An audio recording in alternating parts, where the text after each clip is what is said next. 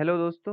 इस वीडियो में डिस्कस करने जा रहे हैं हम 3 अक्टूबर से 9 अक्टूबर के बीच की महत्वपूर्ण घटनाओं के बारे में। मेरा नाम है अभिषेक। बिहार आईक्यू पे आप सभी का स्वागत है। सबसे पहले डिस्कस करेंगे हम पहले वीडियो में पूछे गए कुछ सवाल से, जो कि पहला सवाल था, समुद्र शक्ति एक्सरसाइज कहाँ हुआ था। इसका जवाब अमन ने दिया है, निशा ने दिया है, विनायक ने भी दिया है।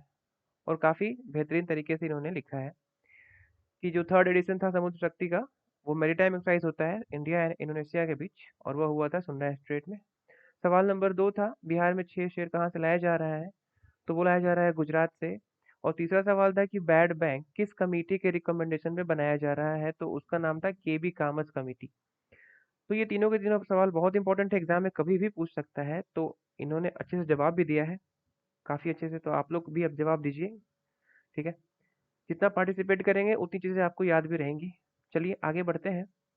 बिहार के न्यूज़ में पहला न्यूज़ है कि पटना यूनिवर्सिटी का अभी अभी 105वां स्थापना समारोह मनाया गया 2021 में। तो एक्चुअली ये स्थापित कब हुआ था? तो 1 अक्टूबर 1917 को ये एस्टेब्लिश किया गया था। ये ब्रिटिश राज का ही यूनिवर्सिटी है।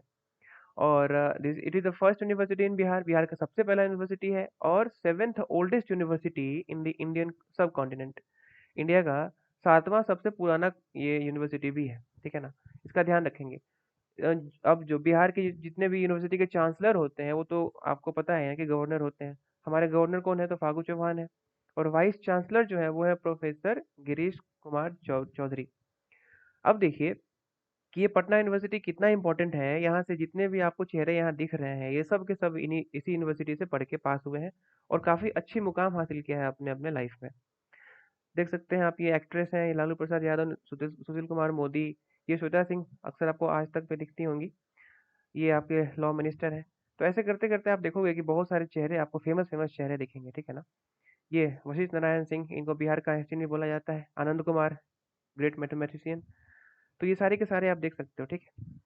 आगे बढ़ते हैं कि नीति आयोग ने अभी अभी हेल्थ सिस्टम रैंकिंग लागू किया और उसने बताया कि जो बिहार है ना, वो हेल्थ इंफ्रास्ट्रक्चर में नीचे से टॉप किया है। इसका क्या मतलब है कि देखो, अगर अगर जो अभी जो ये जो रैंकिंग लागू की गई थी, वो health department, health and family welfare ministry और डब्ल्यूएचओ जो है इंडिया का, वर्ल्ड वाइड जो इंडिया का जो यहाँ पे हेडक्वार्टर है डब्ल्यूएचओ का, उन दोनों को मिला करके ये प्रिपेयर किया गया था रैंकिंग। इसमें देखो बिहार को ना जस्ट 6 हॉस्पिटल बेड्स, मतलब 6 ही बेड मिले हैं 1 लाख पॉपुलेशन पे। जबकि जो स्टैंडर्ड है हमारा नेशनल देश का, वो है 24 बेड पर लाख पॉपुलेशन पे। इसमें आपको देखो कि पुडुचेरी टॉप किया है 222 बेड पर लाख पॉपुलेशन पे, ठीक है ना? जबकि जो बिहार है सबसे लास्ट में है 6 बेड प्रति लाख व्यक्ति पर। सोचिए कितनी बुरी हालत है बिहार की। तो खैर, आप यहाँ पे रैंकिंग देख सकते हो, यहाँ पे मैंने कटआउट डाल रखा है, ठीक है? तो ये बहुत बुरी हालत है हेल्थ इंफ्रास्ट्रक्चर की, सरकार को इस पे ध्यान देना होगा। तो आगे देखते हैं हम लोग कि बिहार के कुछ रिवर्स देख लेते हैं। जैसे नॉर्थ फ्लोइंग, मतलब ये लेफ्ट ट्रिब्यूटरीज है, जो कि गंगा तो ऐसे फ्लो करती है, इस तरह से ये फ्लो करके बांग्लादेश में जाती है और बे ऑफ बंगाल में मिलती है। तो जो लेफ्ट बैंक ट्रिब्यूटरीज है, मतलब जो लेफ्ट साइड से आगे मिलते हैं, आपको मैंने बताया भी था पिछले वीडियो में कि जी जी बी बी के ऐसे करके याद कर सकते हो। घाघरा गंडक, बूढ़ी गंडक, बागमती, कमला, कोसी, महानंदा। और जो राइट बैंक ट्रिब्यूटरीज है, वो है कर्मनाशा, सोन, पुनपुन, फल्गु, क्यूल, अजय, ठीक है ना? तो ये सारे के सारे रिवर्स है। नेक्स्ट देख लेते हैं बिहार की और डिटेल्स, जो कि हम रोज देखते हैं ताकि ये चीज़ें याद हो जाए। सवाल यहाँ से बहुत बनता है, थर्ड लार्जेस्ट, इवन ये सब ना आपको आपको मिलेगा इंटरव्यू में पूछने को कि आप बिहार से हैं तो बिहार के बारे में आप कुछ बताइए, ठीक है ना? तो ये सब जानकारी आपको होनी चाहिए। Third largest state by population, 12 largest by the area, है ना? तो वर्ल्ड का फोर्थ मोस्ट पॉपुलर सब नेशनल एंटिटी, मैं बार बार बोल रहा हूँ। और यहाँ का जो ऑफिशियल लैंग्वेज है हिंदी एंड उर्दू है। जो रिजर्व फॉरेस्ट एरियाज है वो 7.27% जो पूरे बिहार का एरिया है उसका है। और जो लेंथ है ईस्ट टू वेस्ट वो है 483 किलोमीटर, और जो नॉर्थ टू साउथ है वो 345 किलोमीटर, मतलब 345 किलोमीटर। लाइज बिटवीन लैटिट्यूड्स है 24.5 डिग्री और 27.5 डिग्री के बीच, ऐसे भी याद कर सकते हो मोटा मोटी, 3 डिग्री का फर्क होता है। और 83.5 डिग्री से 88 डिग्री के आसपास, यहाँ भी 5 डिग्री का फर्क है इसमें लॉन्गिट्यूड्स में। तो ये आपको याद होना चाहिए। अब फॉर्म कब किया गया था? तो 22 मार्च 1912 को। 22 मार्च को अक्सर बिहार दिवस भी मनाया जाता है हर साल, ये आपको याद होना चाहिए। स्टेटहुड मिला था आपको 26 जनवरी 1950 में। और कैपिटल है आपका पटना। 38 डिस्ट्रिक्ट्स हैं। यहाँ आपके गवर्नर है फागू चौहान, नीतीश कुमार, चीफ मिनिस्टर हैं, और 2 डेप्यूटी चीफ मिनिस्टर हैं, रेणु देवी एंड तारकिशोर प्रसाद। कैमरल है, मतलब यहाँ पे एमएलसी भी होंगे और एमएलए भी होंगे, है ना। और काउंसिल में 75 सीट्स हैं और असेंबली में 243 सीट्स हैं। वैसे ही बिहार से राज्यसभा में 16 सीट्स हैं और लोकसभा में 40 सीट्स हैं। टोटल एरिया जो है 94,163 स्क्वायर किलोमीटर है, जो कि 12वें नंबर पे आता है पूरे भारत में, ठीक है ना। पॉपुलेशन में थर्ड रैंक तो है ही।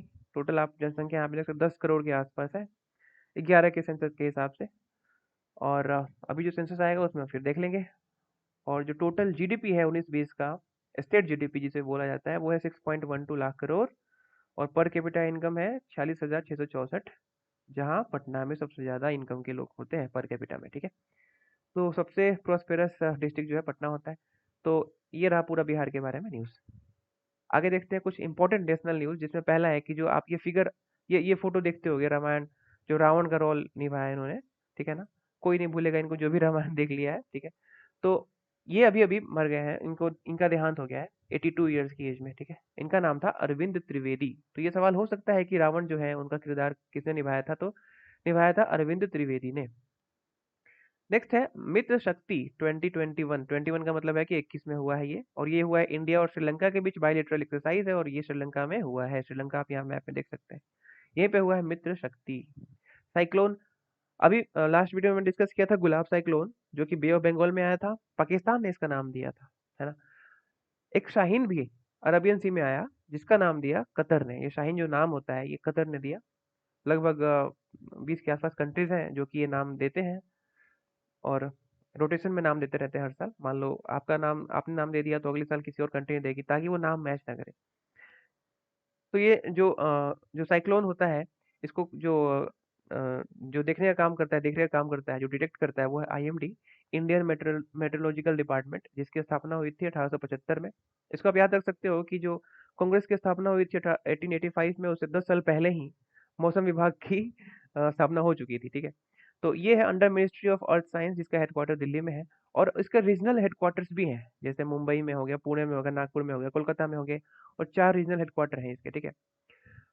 अब जो जो इंडिया में जो साइक्लोन आता है ना, वो साल में 2 बार आने का चांस होता है। पहला है मार्च टू मई, ठीक है ना, मानसून से पहले, और दूसरा है अक्टूबर दिसंबर। अक्टूबर से दिसंबर तक, मतलब मानसून के बाद। तो मानसून से पहले और मानसून के बाद साइक्लोन अक्सर इंडिया में आता है, ठीक है। मानसून के टाइम में साइक्लोन नहीं आता। तो ये जो आईएमडी है, ये एक्चुअली काम करता है वर्ल्ड मेट्रोलॉजिकल डिपार्टमेंट के तहत, ठीक है। ऐसे ऐसे वर्ल्ड मेट्रोलॉजिकल डिपार्टमेंट के 6 हेडक्वार्टर है पूरे ऑल ओवर वर्ल्ड में, जिसमें एक आता है आपका इंडिया का आईएमडी। जो आईएमडी है ना, Persian Gulf, Arabian Ocean, Arabian Sea, Bay of Bengal, यहाँ तक कि मलक्का स्ट्रेट तक, जो भी साइक्लोन्स आते हैं, उनको डिटेक्ट करने का काम और वार्निंग देने का काम यही करता है आईएमडी, ठीक है ना। तो ये सारे के सारे नॉलेज हो गई आपके आईएमडी के बारे में और साइक्लोन्स के बारे में। नेक्स्ट है मेका धातु प्रोजेक्ट। ये जो प्रोजेक्ट है कावेरी रिवर पे है, और ये इसलिए प्रोजेक्ट बनाया जा रहा है ताकि हम स्टोर कर सके और सप्लाई कर सके वाटर को for the drinking purpose for the Bengaluru city. आपको पता होगा बेंगलुरु हमारे देश का कितना अहम सिटी है, वहाँ पे आईटी सिटीज के तौर पे सारी कंपनियां जाके वहीं पे एक्चुअली एस्टेब्लिश होती हैं। इसलिए वहाँ पे भीड़ भाड़ भी ज़्यादा होता है, तो ड्रिंकिंग वाटर तो बहुत इंपॉर्टेंट है वहाँ के लिए। इसलिए ये प्रोजेक्ट बनाया गया था, मेकाधातु प्रोजेक्ट, ताकि कावेरी रिवर से पानी निकाल करके उनको सप्लाई किया जाए। तो आपको पता होगा कि जो कावेरी रिवर है ना, ऑलवेज आपको कंट्रोवर्सी में ही रहती है, डिस्प्यूट चलता रहता है। ये कावेरी रिवर आप यहाँ देख सकते हो। इसका जो ओरिजिन होता है कर्नाटका से होता है, ब्रह्मगिरी हिल्स के पास है, और ये तमिलनाडु पुडुचेरी के आसपास होते हुए ये बह जाता है बे ऑफ बंगाल में। तो ये जो कावेरी रिवर है, ये हमेशा बोन ऑफ कंटेंशन रहता है 4 स्टेट्स के बीच, जिसमें तमिलनाडु, पुडुचेरी, कर्नाटका एंड केरला है। तो सुप्रीम कोर्ट ने कावेरी वाटर को डिवाइड भी किया था चारों स्टेट में, कि आपको कितना मिलेगा कितना मिलेगा। लेकिन जब ये मेकाहातु प्रोजेक्ट आया, जो कि कर्नाटका की कैपिटल बेंगलोर में पानी देने के लिए बनाया गया था, तो तमिलनाडु को अधिक शेयर मिलना था, लेकिन तमिलनाडु ने मना किया, इस पे बोला कि भाई हम लोग भी हैं, हमें भी पानी चाहिए पीने के लिए। तो यही वो चीज़ है एक्चुअली, है ना। ये सब चलता रहता है, लड़ाई वड़ाई, इसको देखना है। आपको एक सवाल बताना है कि जब इंटर स्टेट काउंसिल होती है, कि जो इंटर स्टेट्स, बहुत सारे स्टेट्स के बीच जो लड़ाई होती है, चाहे वो रिवर हो चाहे वो बाउंड्रीज हो, उसको लेकर के जो लड़ाई होती है, वो इंटर स्टेट एक काउंसिल होती है, जिसके तहत ये सब सुलझाया जाता है, निपटाया जाता है। तो ये किस आर्टिकल के तहत इंटर स्टेट काउंसिल बनाया जाता है वो आपको बताना है, ठीक है ना? कमेंट बॉक्स में बताइएगा, कुछ जानने को आपको मिलेगा सर्च मारेंगे तो। तो कावेरी रिवर को तमिलनाडु में पोन्नी के नाम से भी जाना जाता है, जिसे साउथ का गंगा भी कहते हैं, ठीक है।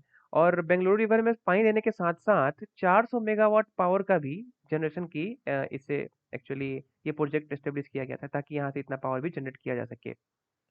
नेक्स्ट है डीजी सक्षम। ये लॉन्च किया गया है, ये यूनियन लेबर मिनिस्ट्री के द्वारा, जिनका नाम है श्री भूपेंद्र यादव, यहाँ फोटो देख सकते हैं आप, ये है यूनियन लेबर मिनिस्टर और माइक्रोसॉफ्ट इंडिया के साथ मिल करके।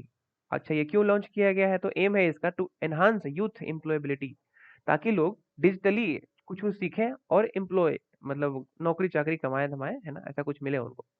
तो ये लॉन्च किया गया था डीजी सक्षम, किनके द्वारा?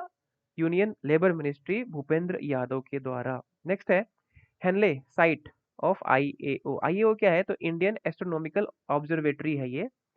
और ये जो हेनले साइट है ना, वो नियर लेह और लद्दाख के पास है, यहाँ पे देख सकते हैं आप, ये जो फिगर है ये लेह का है। और ये जो आईएओ है वही है इंडियन एस्ट्रोनॉमिकल ऑब्जर्वेटरी।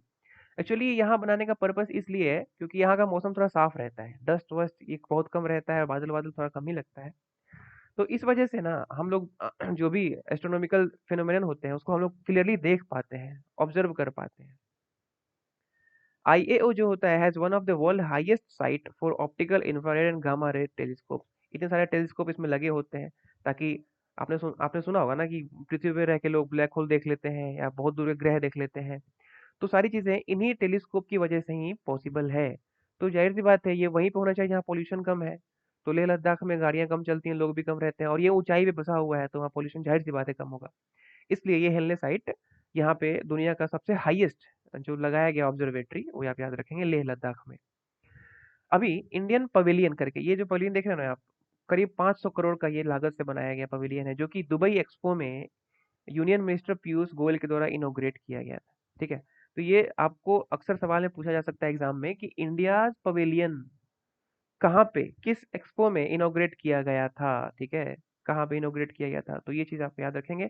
अच्छा, ये लॉन्च इसलिए किया गया था, इनोग्रेट इसलिए किया गया था ताकि यूएई और दुबई, यूएई में पड़ेगा, और इंडिया के बीच जो संबंध है वो बरकरार रहे और मजबूत हो, ठीक है, क्योंकि काफी लोग इंडिया से वहां जाते हैं कमाने के लिए, और बहुत ज्यादा रेमिटेंस भी वहां से भेजा जाता है इंडिया में। काफी इंपॉर्टेंट कंट्री है इंडिया के लिए। इंडियन एयरफोर्स डे 8 अक्टूबर को मनाया जाता है, इसका मोटो है touch the sky with glory. अब ये जो मोटो है ना, touch the sky with glory, ये गीता से लिया गया था, ठीक है, ये याद रखेंगे आप। तो इंडियन एयरफोर्स की स्थापना हुई थी 8 अक्टूबर 1932 को, और 1933 में ही फर्स्ट स्क्वाड्रन की स्थापना हुई थी इंडिया की, ठीक है। तो माना जाता है कि 1933 में ये पहला डे हुआ, ठीक है।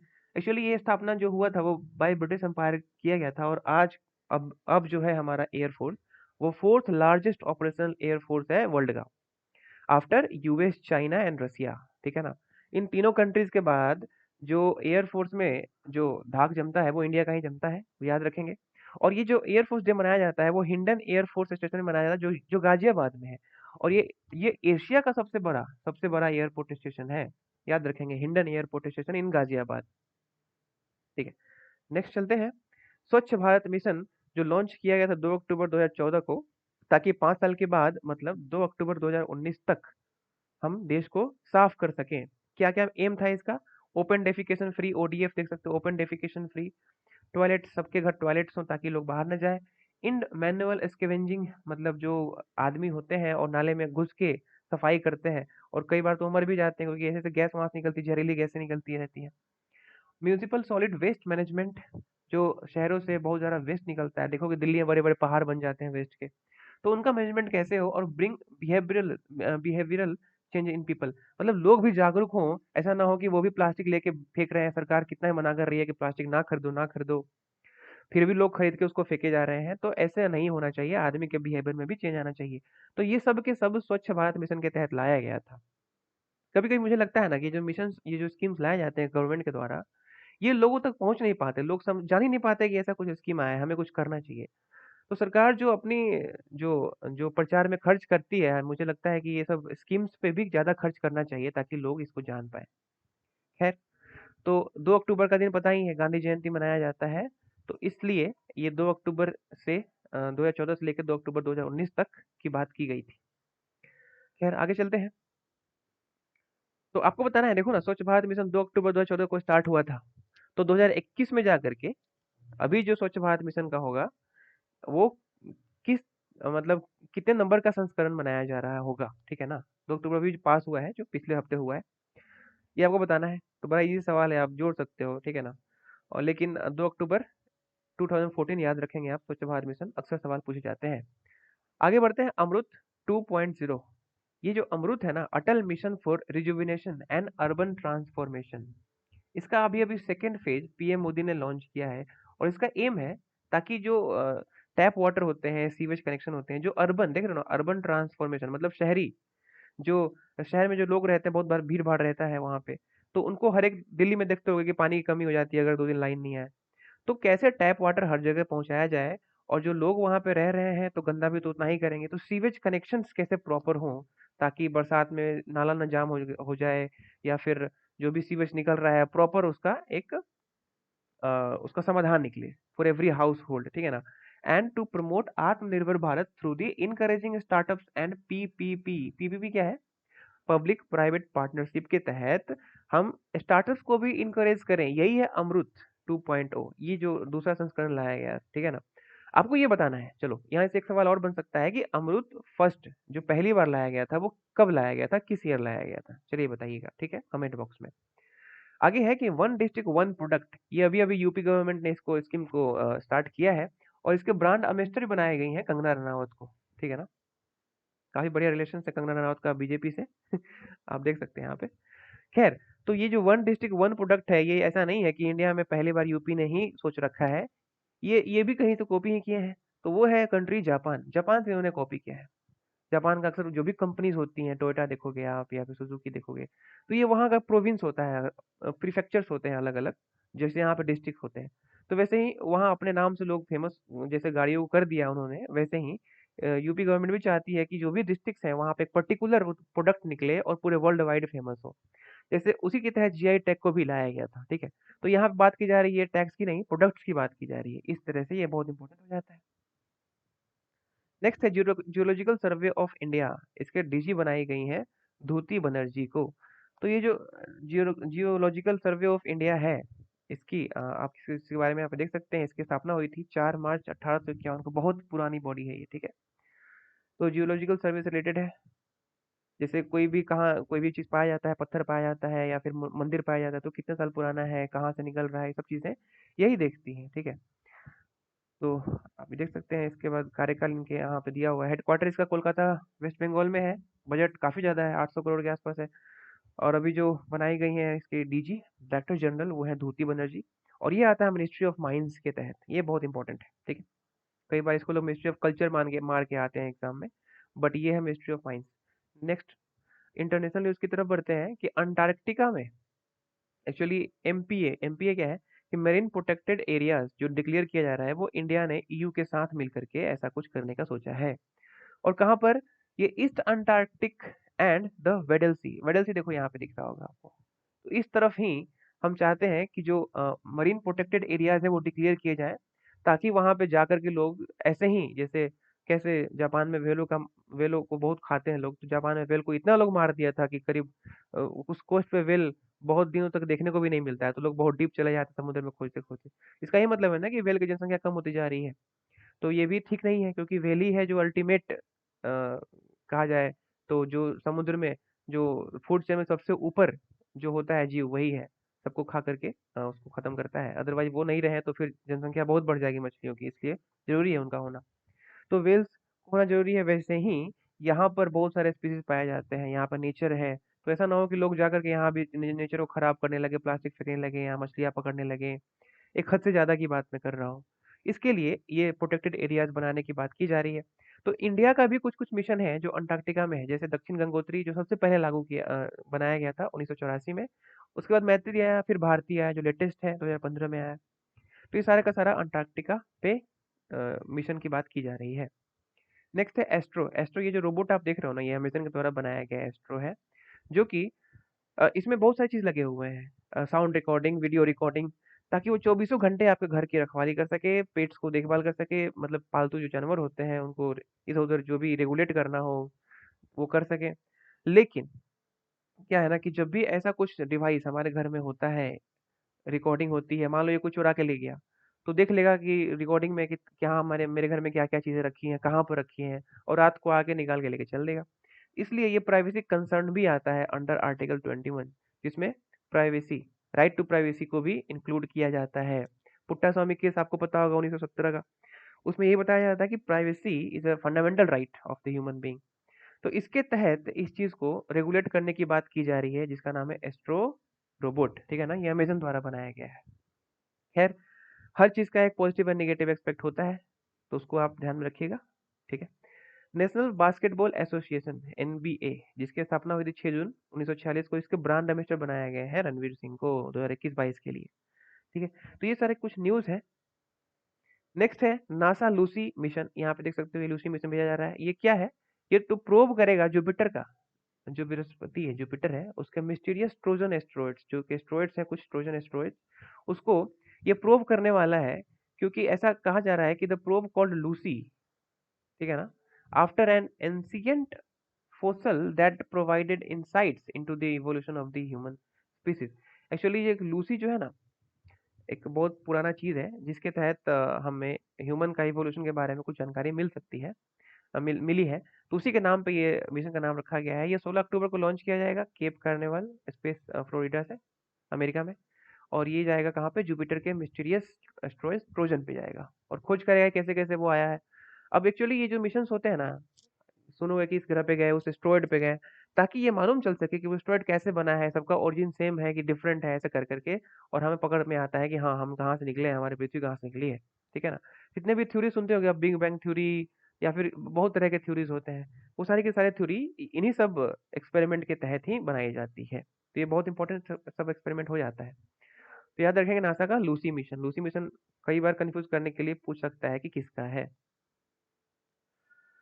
अच्छा, हंगेरियन ग्रैंड प्रिक्स जो 2021 में हुआ था, इसके विनर हैं स्टीबन ओकोन, ठीक है ना? ये फ्रांस के रहने वाले हैं, और इन्होंने इस बार पहली बार जीता है, ठीक है, विट्टल को हरा करके। फोटो यहाँ पे देख सकते हैं आप। तो ये सारे के सारे न्यूज़ हैं इस हफ्ते के।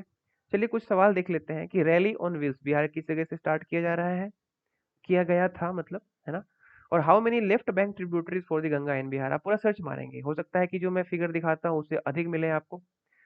और तीसरा सवाल है कि how many blue flags beaches in India, ठीक है ना?